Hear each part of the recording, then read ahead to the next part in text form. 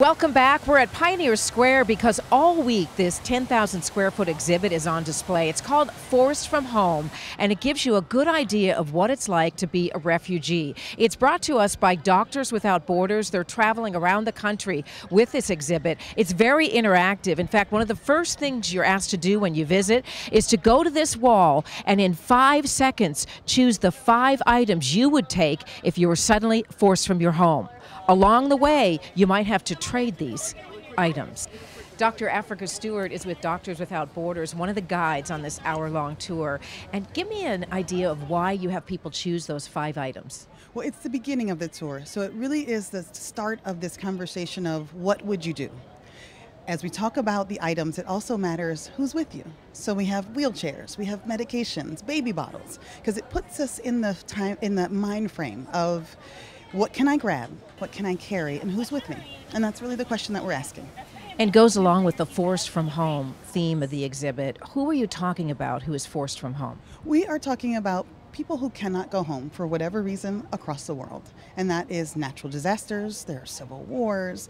The thing that forces people from home is different. Every context is a little different. But what we're trying to help people understand is that those items tend to be around the same items, no matter the reason you left, no matter where you live. People need clothes, they need shelter, they need to get their elderly parents somewhere else. They need to make sure their children are safe. And it kind of ties it into we're all really different, but when it comes to fleeing at the last minute, thinking about your family, we're all kind of the same. Dr. Stewart, you talk about what a family would need in order to eat and really just survive. And when it comes to water, you have a pretty clear demonstration that you share with visitors. Yes, so we are talking about the daily allotment per person. And in that conversation, we have to remember that everyone who is allotted 2.5 gallons a day can't carry it. So we want to make sure we bring home this notion of parents and children, because the watering station, this big area here, may be a mile from where your camp is. So you have your tent, but you have to go get water every day. So as moms and dads decide who's going to go, who can carry that much, that's where we start this conversation of getting enough water every day to wash clothes, to cook food, and also to drink. Along the way, you also get a look at the medical tents that Doctors Without Borders set up when they are treating refugees. They're checked for cholera, malnutrition, and they give all important vaccines. Now, the final stop of the tour is this, it's a makeshift refugee camp. And, you look around, you see the slim belongings, and you think to yourself, Doctor, some people end up living in these conditions for years. If you could give me kind of a final thought as to maybe 2 things you want somebody to walk away from this hour-long tour with, what do you want them to leave with?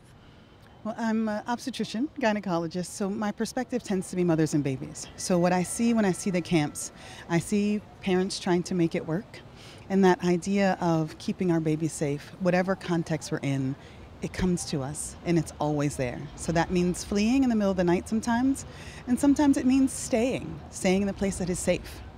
And the other thing that I've noticed as I do the tours is this notion of going home. It's irreplaceable. We give vaccines and we give medications, but people will barter any and everything just to keep their keys. So one of those placards is a set of keys.